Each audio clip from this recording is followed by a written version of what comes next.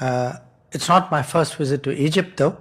I was here roughly about 15 years ago as a tourist, so I know a little bit of what he's saying.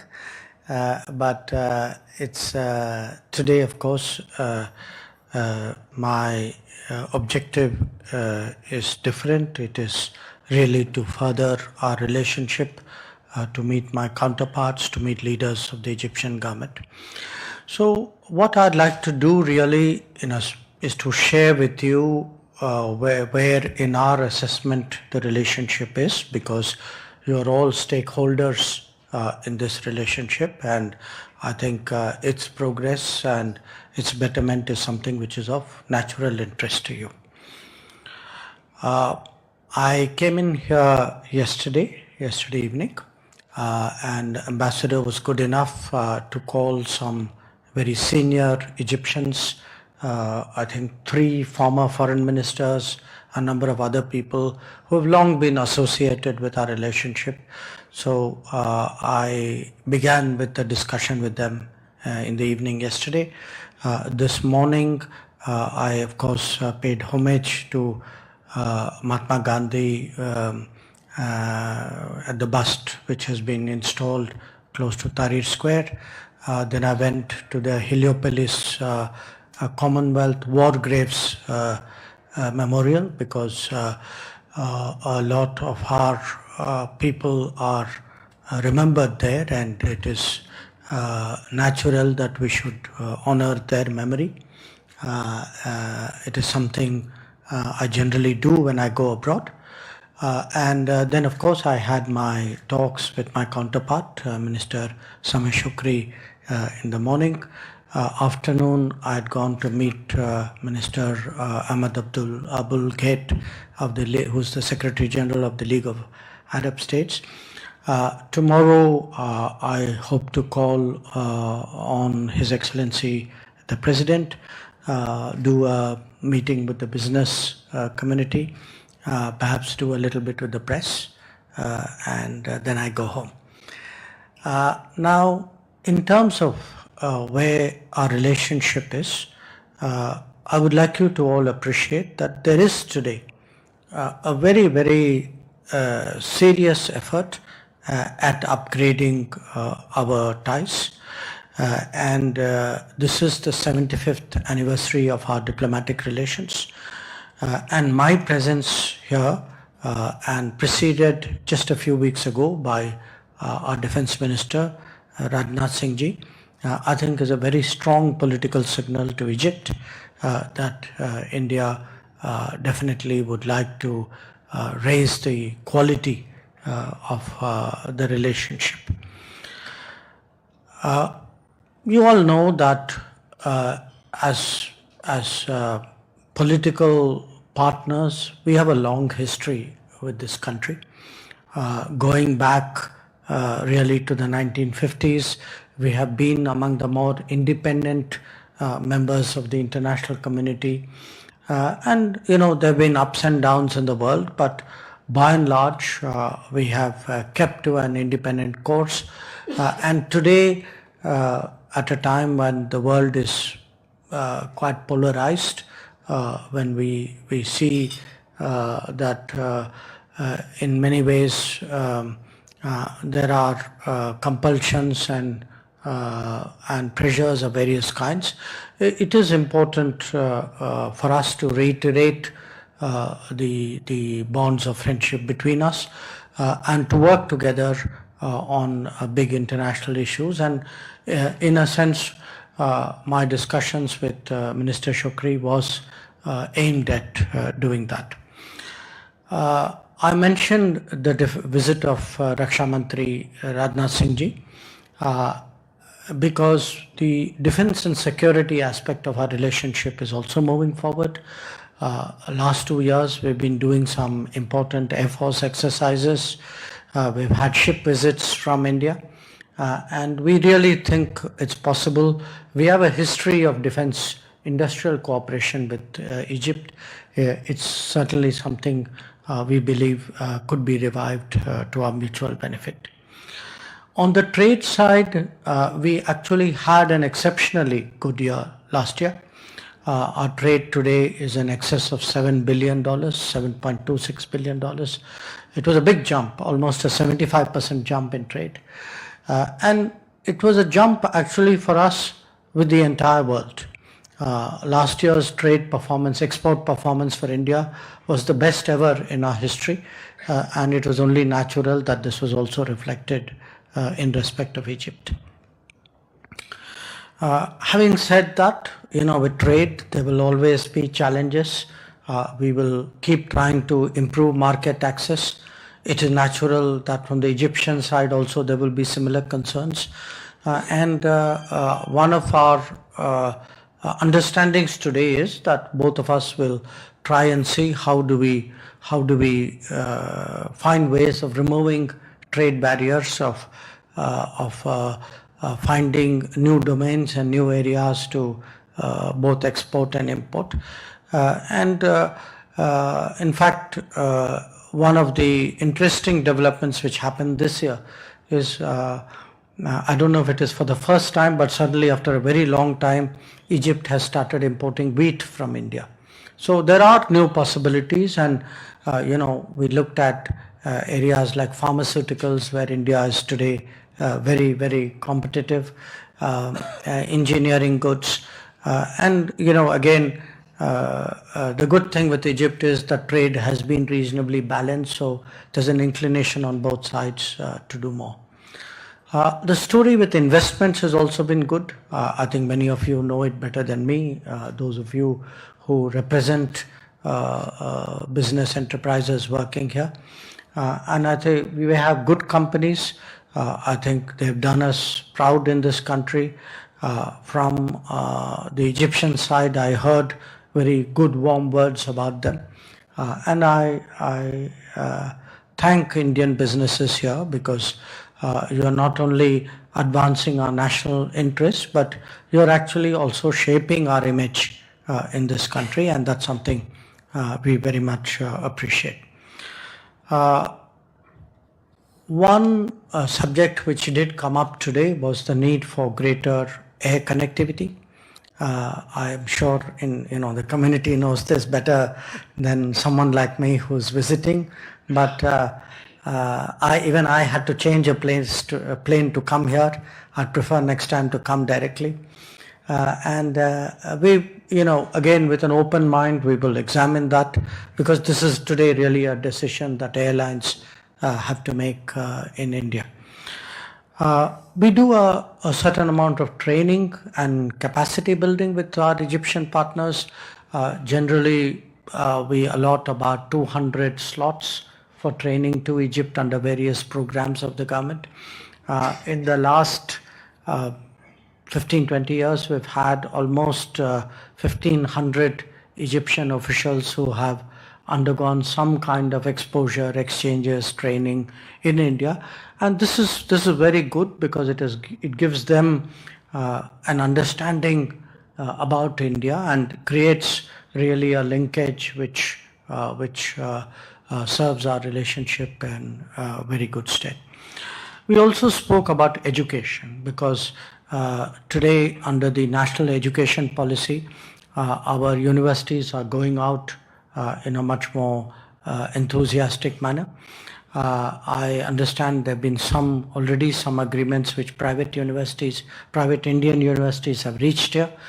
We look forward to the realization of that. But obviously there was particular interest in Egypt about getting one of our IITs, Indian Institutes of Technology, to set up a collaborative enterprise here. So I will go and convey that back to the Education Minister. Health was another area, and that too is very natural, because after COVID, all of us have become much more conscious about health challenges, about wellness. And again, we have a good foundation here. Egypt is one of the countries where we have long supplied vaccines. During COVID, we actually stood by each other. We sent vaccines, we sent medicines. from Egypt during the Delta wave in India. They sent concentrators, they sent some medical kits. So we now really have to see whether on a more sustainable way can we create a business partnership which is centered around the pharma sector. Interestingly, there was some discussion today about developmental governance experiences that I think in Egypt you have an initiative called Haya Karima, Decent Life. And it's very similar to what we are trying to do in India, which is inclusive development, direct benefits to the vulnerable segments. And I shared with them how much really progress we have made, especially using digital delivery.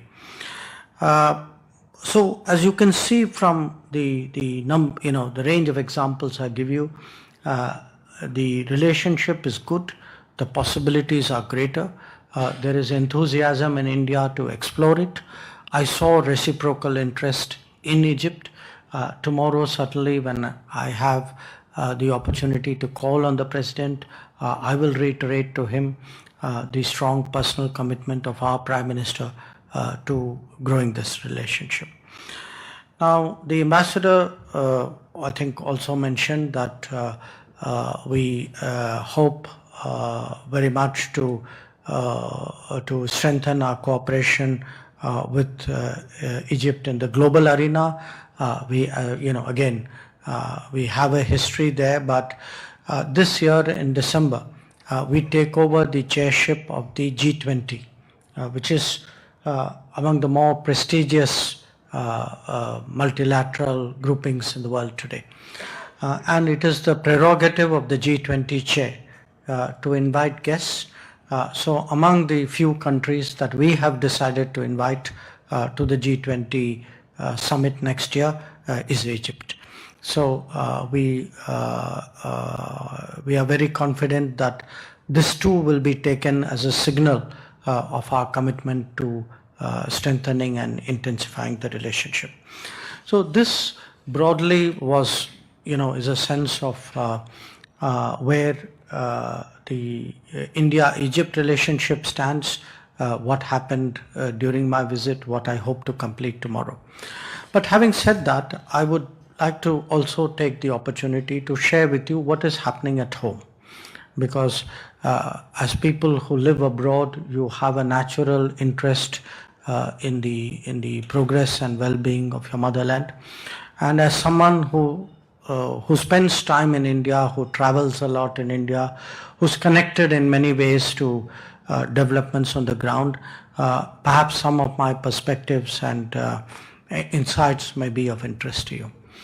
Now, very, very briefly, like every society in the world, we too were very deeply affected by the COVID pandemic, especially by the Delta wave. But perhaps what made us a little different was that a country which at the beginning of the pandemic had virtually no infrastructure to address it, which was struggling for ventilators, for PPEs, for the range of medicines which were required. We, as a country, as a society, as a people, we actually rose to that challenge. And what you saw in India was the creation of a public health infrastructure in response to the COVID, which has actually been remarkable. Now, I don't say this, as a, just as a minister coming out to make a statement to community. As I am a member of parliament from Gujarat, and like all members of parliament, we have some area for which we have responsibility. I look at the region, at the district with which I have the closest association, and I actually see how much from the district hospital to the primary health center, how much has changed in this period. And when you look at not just the medical response, the public health response to the COVID, but actually to the vaccination program.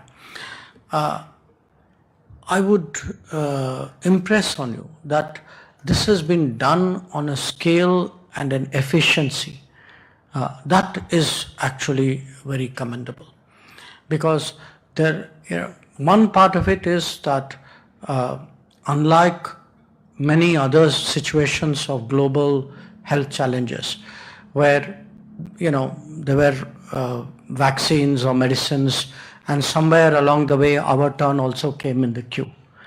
This time we were among the earliest to vaccinate. We did it mainly because we were ourselves producers of vaccine.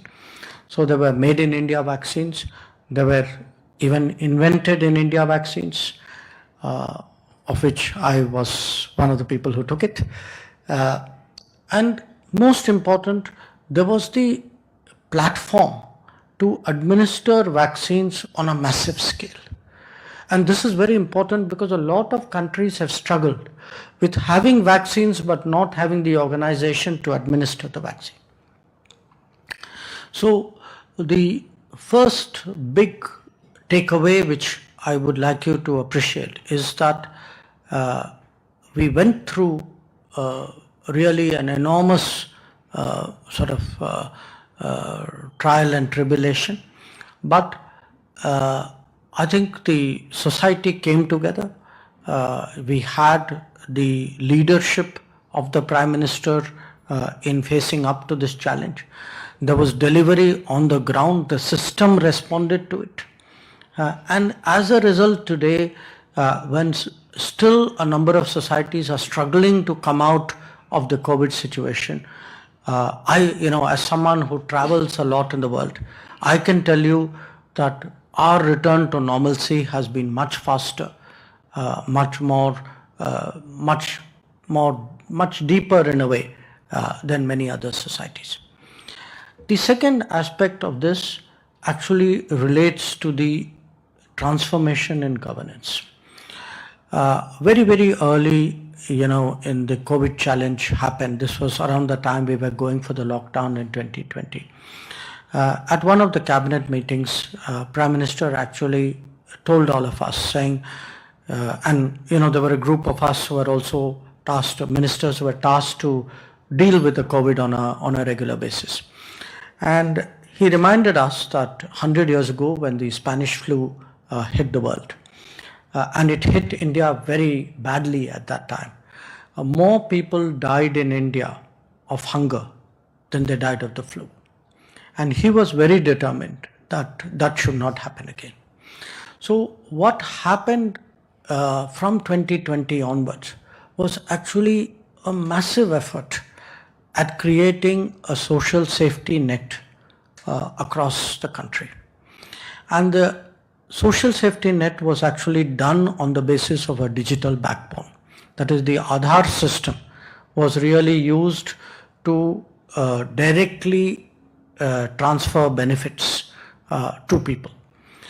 And today I can say with a great deal of pride that the scale on which we did this, when I go abroad and talk to other countries, they cannot actually believe that this kind of numbers are possible. That we could, week after week, ensure that 800 million people, 60% of the country was getting rations from the government. That more than 400 million people were actually getting, money paid into the bank accounts. And this was happening because in his first tenure, actually, Prime Minister had pushed everybody to open bank accounts. People didn't understand at that time why he was encouraging them to do that. But the fact that our country today is so massively banked that, that you can pick individuals using Aadhaar numbers and move the money. So one part of it was the actual medical treatment, the vaccination, but the other part of it was to make sure that people were fed, nobody went hungry, that people had money. So a lot of the anxieties and worries which, you would have read about, saying, there's a lockdown, people are going back home, what will happen to them, they don't have jobs, and all of these were legitimate. I mean, these were real concerns. If we have come through that, which we have, a part of the reason for that is this huge social safety initiatives that we have been able to actually get done on the ground. Some of you may have read, I think it was 2 days ago, one of the I think it was the Deputy Managing Director of the IMF. He has actually spoken about how effective and the scale with which India has been able to do what we call direct benefit transfer. And I mentioned this to you because you have to understand what it means for governance in our country. One of our big problems, this was actually not a story, but it's a established fact. Over many decades, it was said that if 100 rupees leaves Delhi, only 10 rupees goes finally to the beneficiary. This time around, because it was digital, you actually had, a system of benefiting the public without anything being lost in transmission. And that is an enormous, it's a revolution actually in the quality of governance. But I am, stressing that in the context of COVID. Today, yes, there is still COVID. We can never let our guard down. But the fact is, we've also managed to put a lot of it behind us. And we are carrying on, extrapolating those lessons, taking it into other domains of delivery and governance as well. So if you see the changes, and I say this as changes in villages and small towns in India,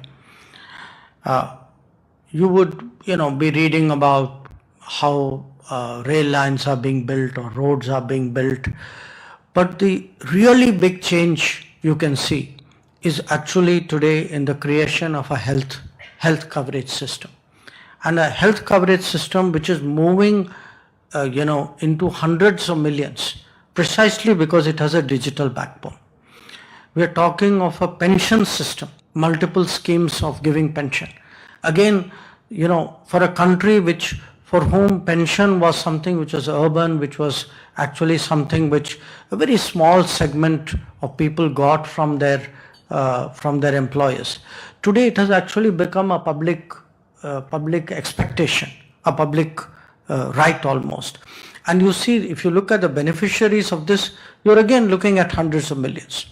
There are programs for home ownership in the home ownership Gramin Awas Yojana, as well as the urban version of that, where if you look at the number of houses which have already been given to people in last few years, it's 25 million houses. And 25 million houses means that 5 people a family, more than 100 million people who are getting houses. So the picture I want to present to you is actually today a society where remarkable changes are happening on the ground. Changes where what perhaps 10 years ago, people expected at the end of my life I will get a house. I hope I work hard enough so that my children are educated. Or that, maybe if I'm lucky, I will get a good employer who will give health coverage. So these were aspirations which were almost dreams for people. Today, those are actually getting to be achievable rights, which people are realizing in a matter of years, months or years, not as end of lifetime or next lifetime, or I hope my children get it. So when we look at the direction of the country today, we are in many ways on a very solid footing. We have come through the COVID. We also responded financially, fiscally, to the COVID in a way in which it was very responsible. We did not incur unnecessary expenditure. There was a discipline which was maintained in public spending even while we were responding. We actually used this period to also carry out some big reforms, banking reforms, labor reforms, education reforms. So it is very natural today that coming out of that difficult period, we are a major economy, major polity that whose prospects look good. We are quite confident, even though there are big challenges for the global economy, especially coming out of Ukraine, that we will be able to absorb these challenges, that the growth path, growth trajectory of the country will remain very strong. And as we navigate the world, and it's something which I have a particular responsibility for, I can see that our progress and our achievement is recognized by other countries. Even here in Egypt, reading between the lines, I could sense that the feeling was, yes, we are dealing with a country which has faced big challenges in a very, very successful way. So I definitely want to share with you the feeling that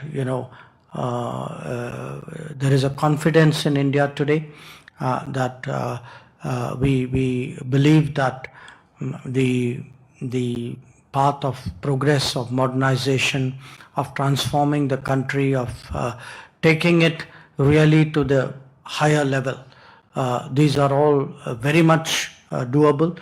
The mood at home is quite optimistic. It is not to say we don't have our challenges.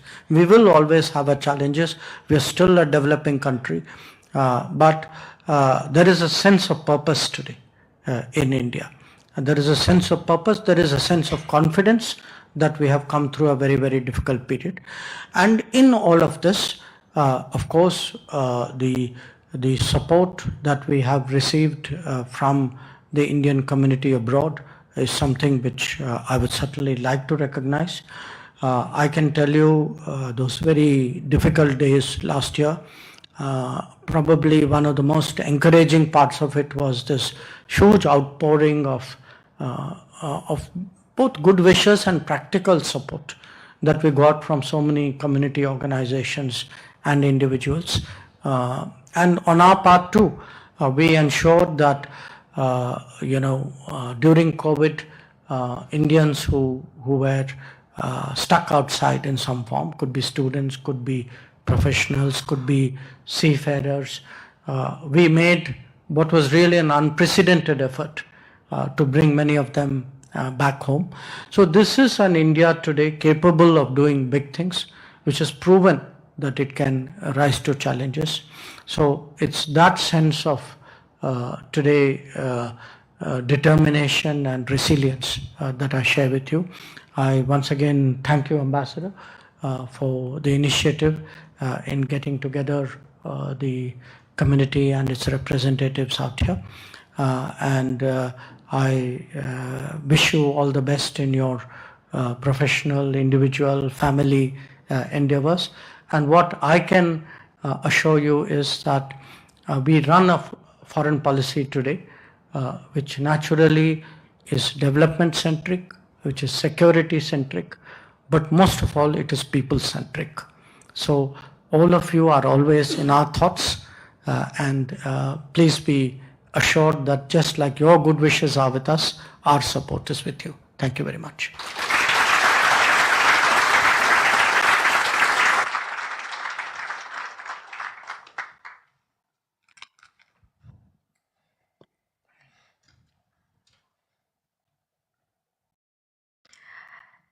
Thank you, sir, for sharing your valuable insights with us. It is indeed a privilege to listen to you. Ladies and gentlemen, now the floor is open for interaction. So EAM will be taking a few questions from the community members.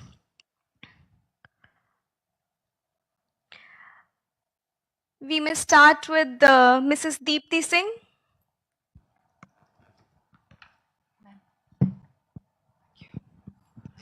Namaskar, good evening, Dr. Jaishankar, Dr. Ambassador, and all the guests here. I am Deepti Singh, President of Indian Community Association of Egypt. I'm an engineer and a public speaker too. I'm also co-founder of Africa Studies Center and a general secretary of that, which highlights the riches of Africa. It's my utmost pleasure, sir, to welcome you on this platform. Indian Community Association was formed more than 3 decades ago and has been working as a non-profit organization so far. We are, as Mr. Ambassador mentioned, we are having a strong, impactful presence of more than 3,000 Indians, including CEOs of big companies and business people and working laborers as well. It was quite heartening to know about the new possibilities you mentioned about the India-Egypt trades, and you gave us a great picture of remarkable changes in society. Thank you very much, sir. Indian Community Association is always striving to have a community interaction, which includes Indians and Egyptians, and being fluent, most of us, being fluent myself in Arabic, helps us to know Egypt and India very well. So, and being a community, we are working towards lots of events, and also whenever there's a call from Bharat Ma, we are there to share our knowledge, seva or business, anything, whatever has been asked for. For that, ICA has been awarded by Pravasi Bharatiya Samman a couple of years back. Sir, my question to you is, India have always been very independent approach towards our foreign policies. Especially these days, we are quite vocal about it. How much or how are we preparing ourselves towards the Atmanirbhar Bharat to face the challenges and hurdles coming from powerful countries? Thank you.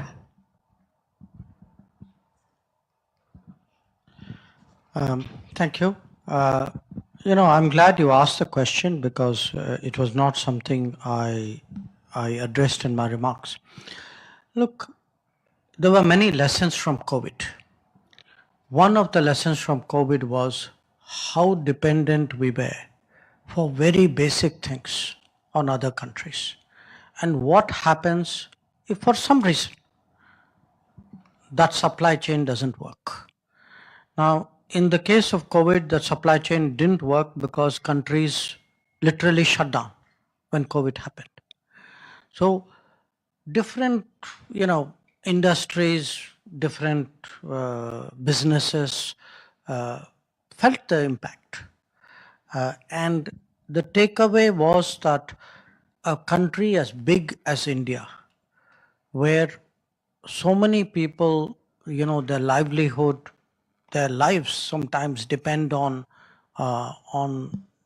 keeping it going. We have to find more effective ways of ensuring that they are not left vulnerable. Now, this was COVID. Today, we are seeing that there is a possibility of disruptions because of conflict. There's a conflict in Ukraine, and there are shortages of food, there are problems with energy, there are difficulties with fertilizer.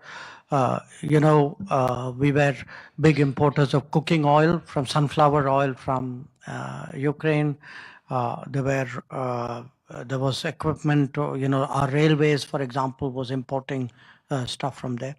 So all these are lessons to us that we cannot, a big society like India, which has such a large responsibility and such a big segment of people who are vulnerable to even small changes in their livelihood, we have to find ways of protecting them better, of ensuring that their lives are not unnecessarily risked. And for that, it is all the more important that we build capacities at home. Even otherwise, I would say a country like India must build deep strengths and capacities. But recent experiences have only strengthened that feeling. And we definitely, I think the Atmanirbhar Bharat sentiment has got stronger push. It is not just a sentiment, it is taking place at a practical level. There are schemes today to encourage investment in India in different specified domains. It's called production linked incentive scheme. There are programs which are designed to spur innovation and encourage startups in the country. So we would definitely hope to see a much more self-reliant and a much more resilient India in the coming years. That is an important national objective.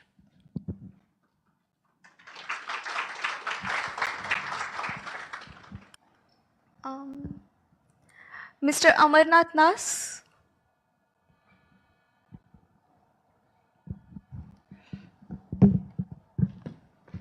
Doctor Jaishankar ji नमस्कार मैं अमरनाथ दास I'm with the World Health Organization WHO and I'm the regional head for the compliance and the risk for the entire MENA region. I'm really very happy to hear you, sir, that the way that you have been elaborating, especially the organization that I've been working, and I have seen actually those things coming actually. So as an Indian, I'm really proud the development that India has done. No doubt that India is now emerging as a global leader. Last 8 years, India has done extremely great work in bringing, all the pharmaceutical, the industries, and also if a world is thinking about pharmacy, they are coming to India and all. And again, as you have alluded that Honorable Prime Minister Narendra Modi ji, with his leadership, not only just we have shown the world that how with such a big population we have managed so effectively the COVID and how we developed our health system in India, but we supported the world as well. So this was really acknowledged at various levels. Maybe my question to you, Dr. Jaishankar, is now maybe I'm sure that you must be thinking, or the government of India must be planning to take India to the next level. If someone is thinking about health, how we can make India as the health hub? So maybe I'm sure that, you can still explain, because you talked about with the positive news, there are still a lot of challenges as well. So if you can just allude maybe some of other points that how India is going to become the health hub. Thank you, sir. Health hub is a very strong term. I think our challenges are broader in a way because they're challenges at different levels. We are interestingly a health hub for many countries. People would be surprised at the number of foreigners who visit India for medical purposes, not just in our immediate neighborhood, from the Gulf, from East Africa, from Central Asia. So I have visibility of it because as a foreign minister, for us, we see the visas, we see the requests from them for easy travel. So the idea that India can offer quality care on competitive terms for a fairly substantial number of people, that is there. I think I now see the prospect of Indian medical, hospitals and other medical institutions actually going out of India more as a business, and some of it is happening, sometimes in collaboration with other countries. So that is one part of the hub answer. The other part of the hub answer is actually the pharma, the pharmacy of the world answer. This was not the first pandemic, it's not the last pandemic. And it's not only pandemics. What COVID has done in India, it has done across the world. Everybody today is much more health conscious. That many things which people would have shrugged their shoulders and say, well, these things happen. Today, people are not prepared to be fatalistic about it. They want an active response. They have expectations of their governments. And we have shown here, again, I'm giving you not here a health perspective, but a foreign policy perspective. I cannot tell you the goodwill in the world today that while we were taking care of our own vaccinations, we also had the largeness of the heart to spare it for other people. It wasn't just the supply. It was the sentiment that, you could actually even think about it. And, it's interesting. If you go, there are islands in the Caribbean, in Pacific, in parts of Africa, where actually vaccines were made much closer to them. But they didn't get the vaccines from those centers. They actually got it from us.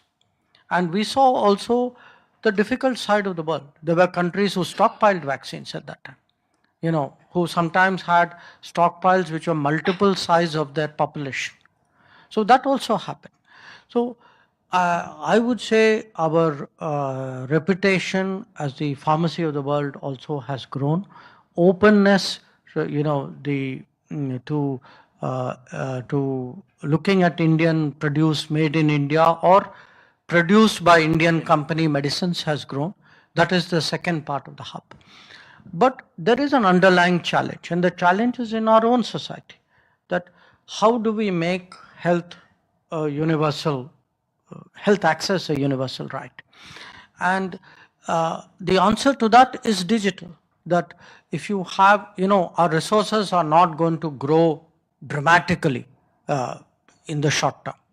So what digital does is it actually allows you an optimization, that the same resources are utilized by so many more people because there is a digital efficiency, which comes, that the number of patients are better organized. The services move in a much more organized way. The medicines are more rationally distributed. And there are some very interesting schemes. I mean, Prime Minister, for example, has pushed the idea of, generic medicine pharmacy. Now, that has lowered the cost of medicines for people.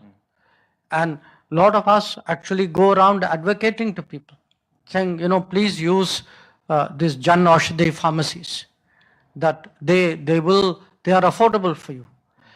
So we have to today scale up health coverage in India. So the Ayushman Bharat initiative, Jan Arogya initiative have to be taken across the country in a very, very effective way. I would say 5 years ago, many of us would say it's a great idea. I hope, मैं 10 साल में हो जाएगा. Today, I think people feel, look at what we have done in last 2 years. This timeline can be crunched. So for me, the big jump would be if we can actually institute a system of universal or near universal health coverage at home. Thank you, sir. Thank you. Mr. Zahir Shah.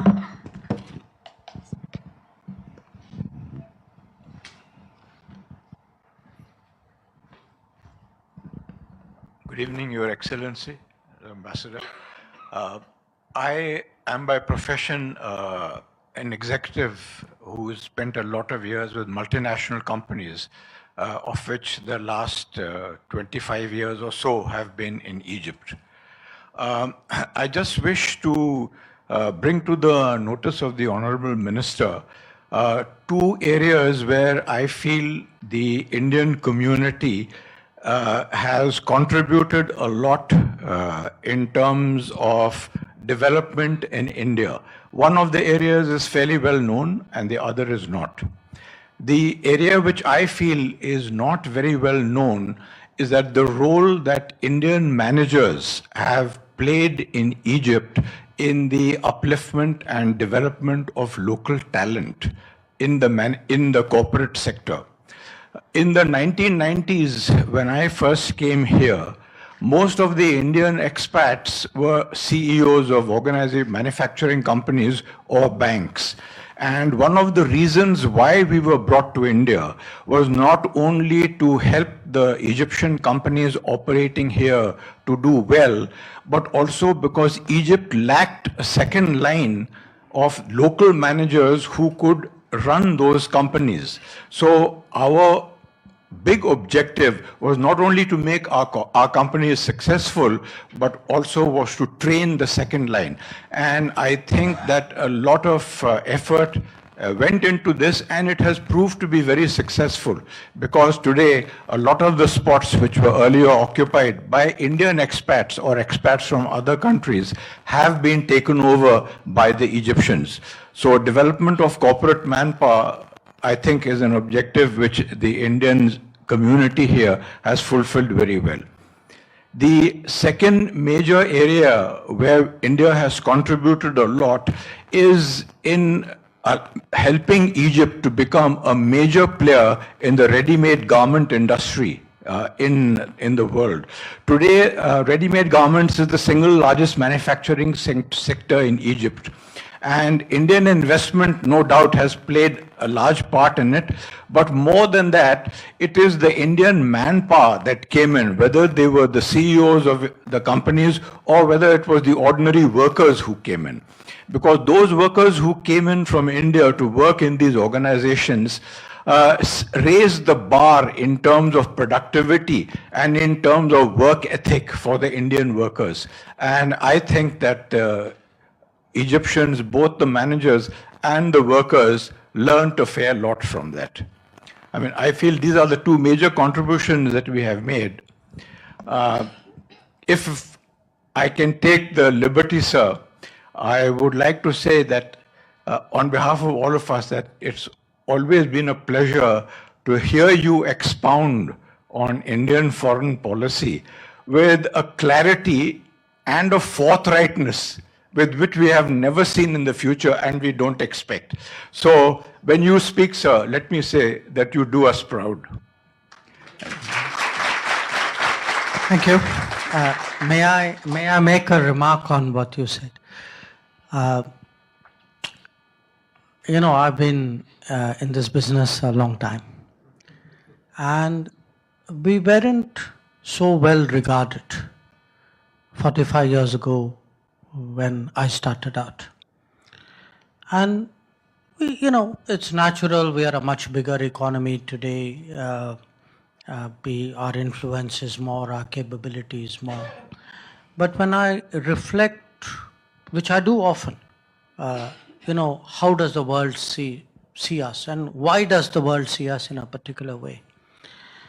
I often recall hearing about it from actually an American politician who told me that, you know, nobody really thinks of foreign countries seriously until you meet somebody from that country, something very distant.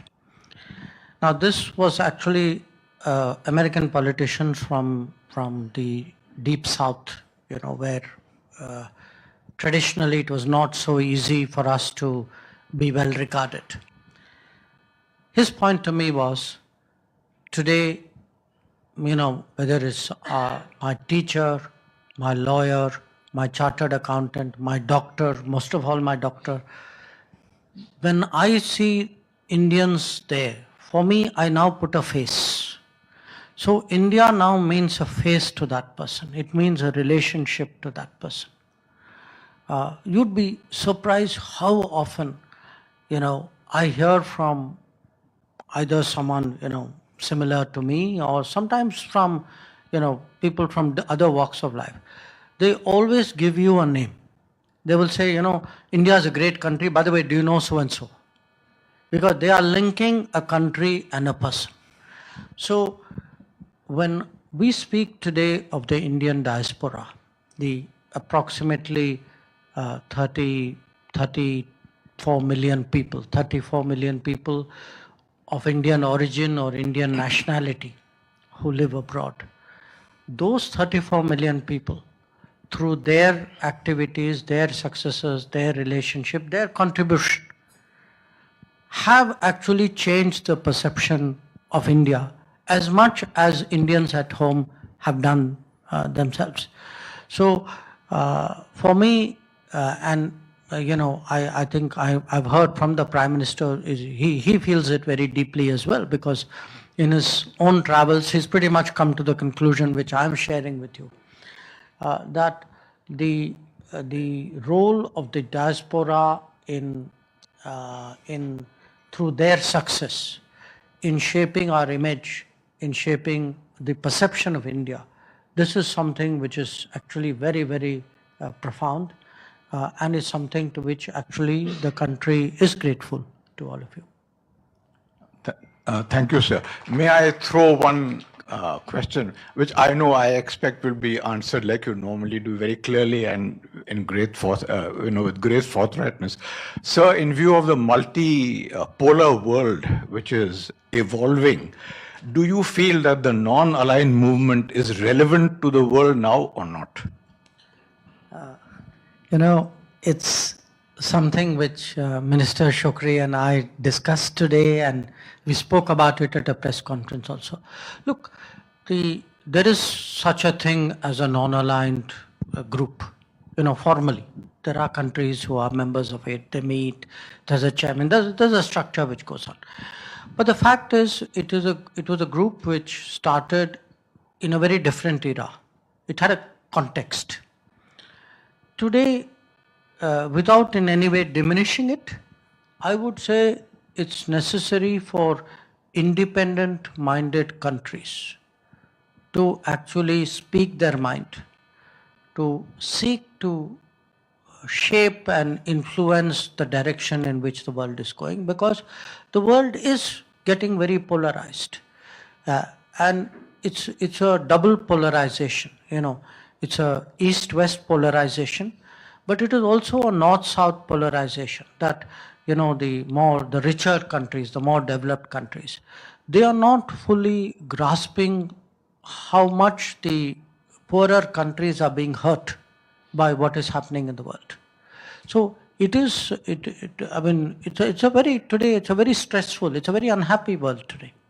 Countries are struggling, and in this, those who have the confidence, the experience, the capability to speak out, it's important that they do, that they don't go with the tide, so to speak. And to ensure that, I think voices of reason, of sanity, of sobriety are needed at this point of time. Certainly, I see India as such a voice. And to the extent there are other countries with a similar bent of mind and who also would like to, think and act in a similar manner, I think it would be a very good thing. Thank you very much.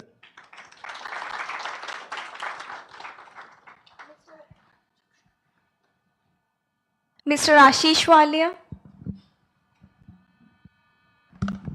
Thank you very much. Good evening, His Excellency. Good evening to all. My name is Ashish Walia, and I'm wearing two hats tonight. One is that as a chairman of Indian Community Association, and second as an Indian businessman in Egypt. Sir, I came to Egypt in 2006 as a representative for an Indian company called Larsen Toubro. And thereafter, I seized an opportunity to become an entrepreneur. I started my own manufacturing. And today I run a manufacturing business between India and Egypt and exporting to Europe and Africa. That is about me. And sir, you are a career diplomat. You had been a great... I was. Yes. You were a career diplomat. You were a great ambassador of India to several very important nations of our country. You were a legendary foreign secretary. And today you are making all of us proud by being very assertive and presenting a new image of India, which is a very assertive and strong image of India. So my first part of the question is, what is your message for global Indian professionals? That'll be my first. And the second one, which is linked to it, sir. 2 weeks ago, you were in US. From there, you traveled to Australia and then New Zealand. And in between, you did Gujarat, and today you are here. Such a hectic schedule. If I have to travel from here to Canada, I start preparing weeks ago, and I take like a couple of days to recover from that. How do you manage that? What is the secret, what is the mantra of your physical fitness, which we all can learn from you? So these are my two questions. The first one for the global Indian professional, and second for physical fitness, sir. Well, what can I say? Look, honestly, it's not, I don't think I'm being assertive. What often happens, to be very honest with you, is you end up in situations where others try to pressurize you or push you or, in a sense, leave you with no choice but to express your views with a certain degree of forcefulness.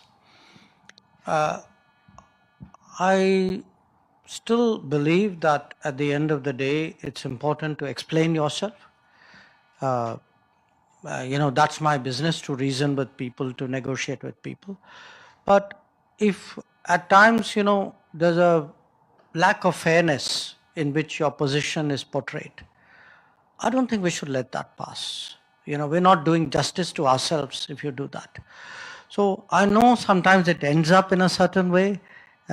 That's really not me. It's the context, you can say. But as a country, it is important for us to be clear in the projection of our interests, to be articulate in explaining why we are doing or taking the positions that we are doing, and I would hope to do it in as congenial and harmonious a manner as the situation would permit. On the travel, look, you end up sometimes doing these things, and I'm sure I would feel tired if I had a chance to catch my breath. But the pace of life keeps you going. So maybe if you slow down, you will feel it. So far, that that has not happened. But I keep fingers crossed. I think if you are generally at peace with yourself and you have good colleagues to work with, and if you have a I would say something which drives your a sense of mission, you can say, I think it keeps you going. Thank you, sir. My best wishes for you. Thank you, sir, and thank you everyone for this fruitful interaction. I regret we have to close the interactive session because considering the paucity of time. Sir, the Indian Community Association of Egypt would like to present to you a memento. Members of ICAE may please come on the stage to present the same. Can I ask one question? Mike, please. Just one question. So I'm asking on behalf of everybody, and all want to know, when will you advise the Prime Minister to visit Egypt? When will I? Advise the Prime Minister to visit here.